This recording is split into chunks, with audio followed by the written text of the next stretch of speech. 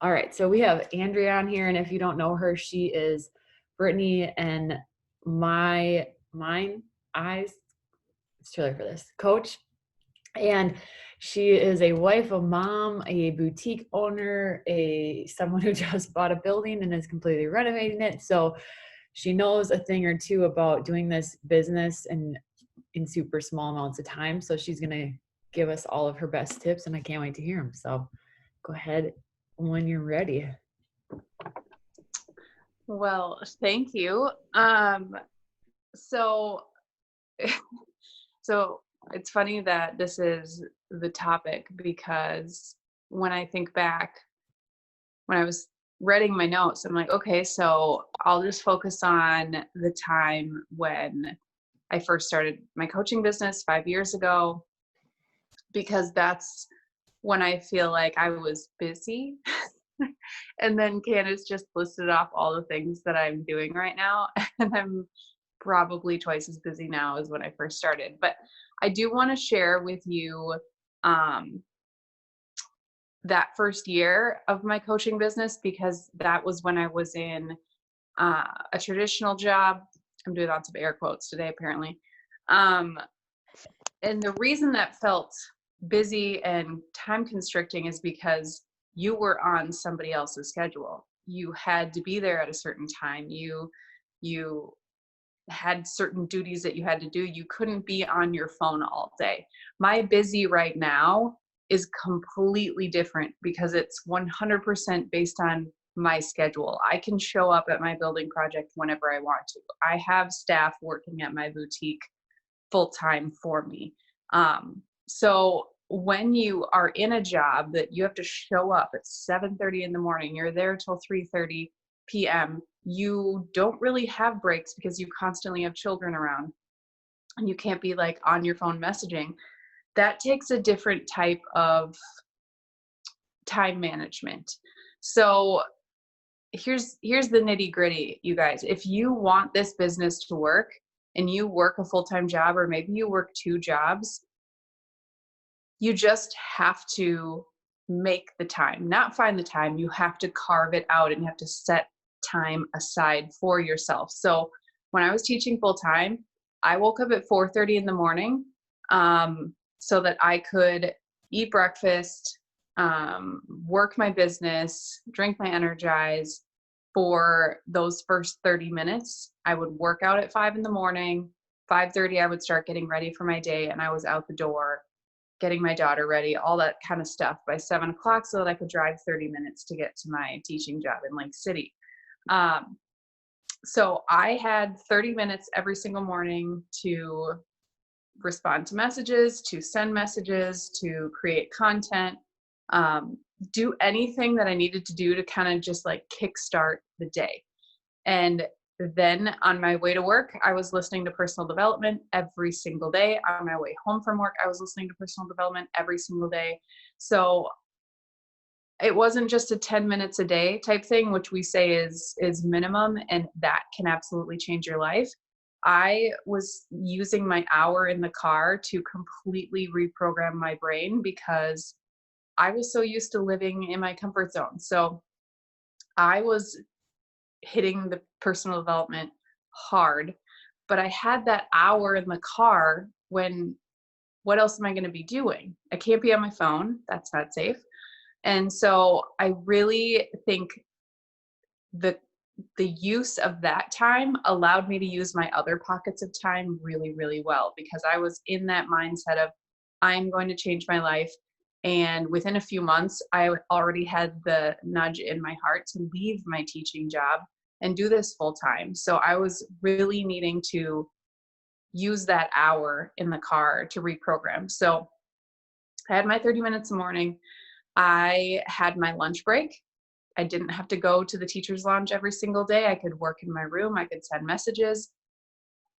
I'll be honest, I used my prep time to build my business, because once I had all my tests graded and all my lessons prepared and everything else, that I was just sitting there, I was working my business during my prep hour. So I would use any pockets I could get there. But when I had kids in my room, I was teaching. I truly, truly was. Except maybe when they were taking a test and I just wanted to send a little message. But 3:30, I would drive home, listen to personal development, and then I had the rest of the evening until Mari went to bed. That was like, I needed to be not on my phone, and I needed to just be with family. So that was my time to just focus on that. Once my daughter went to bed, around 8 o'clock, I have a unique situation in my house where my husband has PCAs coming to help him. So at 8 o'clock, he starts going to bed, stretching his arms, washing his face, all that. So I am alone. I feel like that's a luxury that I had and I don't take it for granted. But then I would build my business from 8 to 10 p.m. every single night. If that's not your situation, you may need to stay up beyond your husband and your kids for 20 minutes, 30 minutes, just to end the day by answering messages, sending more invites, creating content for the next day, just doing things intentionally. And I think that is kind of the biggest theme that I want to give you guys is when you sit down to work, it doesn't have to be a power hour. If you have a solid hour, you can get so much done in 1 hour. If you're following the tracker and staying on track and even setting a timer for yourself so that you move on to the next activity after so many minutes. But you guys, if you just have pockets of time, another coach that I watched on Champions calls them power pockets. I mean, if you have 5 minutes here, 10 minutes here, and they add up to an hour, you can move your business forward. I was coaching and teaching that whole first year of my coaching business. I decided to leave the classroom after that year and just know that it's doable. But I don't think I could have done it without my hour of personal development every single day to reprogram my mindset around it. Because you have to, in the beginning, to get the momentum going, you have to work like really intensely. You don't have to work for 6 hours a day to have the momentum, but you can't be distracted by scrolling. You can't be worried about what other people are going to think. Like, you have to sit down during your work time and just do your work. You have to create your content consistently so that when you're sending your invites, people understand that you are building a business, that you have an opportunity for them to change their life. All of those things compound over time, but they have to be done daily. So that's why I had to carve out that time in the morning and get up at 4:30. I used my lunch break and my prep hour. I worked every single night from 8 to 10 p.m. because it mattered and it matters to me. And I still follow a similar plan. I don't get up at 4:30, I get up at 5. But I am just using pockets of time. I rarely sit down for a solid chunk of time unless it's my 8 to 10 p.m. at night. But I'm also balancing other businesses online. So sometimes that time gets stolen from, ordering clothing for my boutique or planning out what I'm going to be doing for the building project or things like that. So I get pulled in different directions, but I always find pockets of time every single day for coaching because it fills my heart. So none of that is probably brand new or rocket science, but it's creating those spaces so that you can have that momentum of every single day you're doing something for your business. I talked really fast, so hopefully. Okay, I have a question. How did you make sure you knew, like whenever you had that pocket of time, how did you make sure that you knew exactly what you were going to do during that time? They didn't have the Beachbody tracker created by Beachbody back then, so I just had my own checklist. It was, I had the vitals. I knew I needed to do the 4 vital behaviors, and I knew I was getting my PD in the car, so I really just had to worry about 3 others. My workout always happened at 5 a.m. So that was one of those things. So I really just focused on the other two, like inviting and recognition and building up my team. And it was very basic. Like we have the fancy tracker now where it like breaks it down in all these like fine tune things. Like I literally just focused on helping people and sharing my journey. And I had a Google Doc of content. Like I would pre-type my posts because I would get this thought in my head during school and I could access Google Docs at school. So I was like, okay, I need to get this thought down because I will finish it later tonight. But a moment of inspiration happened. And so I just started writing. And then I knew I could finish it later. But I had just a growing document of posts. And then I had my other Google Doc of names that I was inviting. And I just kept adding to it, shifting things around. And so that was very basic. Nice. Does anybody on have questions about anything? Shout them out if you do. I was gonna ask,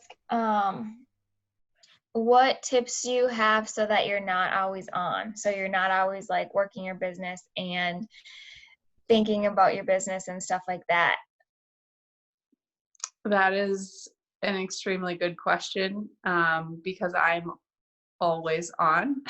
Like I'm always thinking about my business. And I think the biggest help for me is talking to Chad about it and having him help hold me accountable, because I know it's not healthy to constantly always be thinking about it. And it was way worse in the beginning. I feel like now when I say I'm always on, it's a balance between all three of my jobs right now, which seems healthier than being hyper focused and obsessed with one, because I can kind of chunk my day into different pieces. But I'd say just talking to the people in your household and being like, hey, I need to figure out how to unplug a little bit more. So can you like check in with me when we're just hanging out and make sure that I'm like being focused?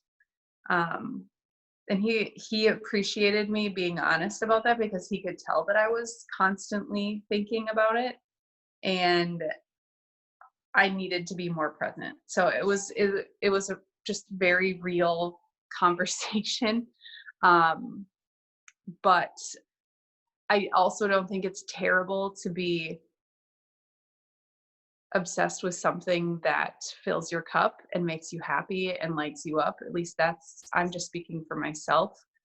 I never ever get sick of this job, because I never ever get sick of somebody sending me a message telling me how much their life has changed because of it. So that gets really addicting. That's probably the teacher in me. Like I love seeing that light bulb moment. It just gets me.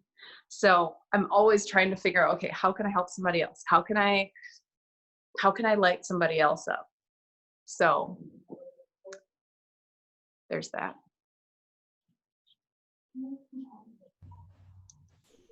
All right. What does anybody else have? Any questions?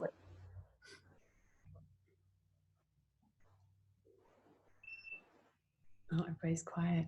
Everybody's trying not to wake their kids up or their dogs or something up in the house. All right. Well, thank you, Andrea. This was really good and helpful. Is there a workout after this, Brittany? Yep. Same links as usual. Yep. All right. If you want to join, go ahead and hop over there, and then I will end this call. Have a good day, you guys. Yeah.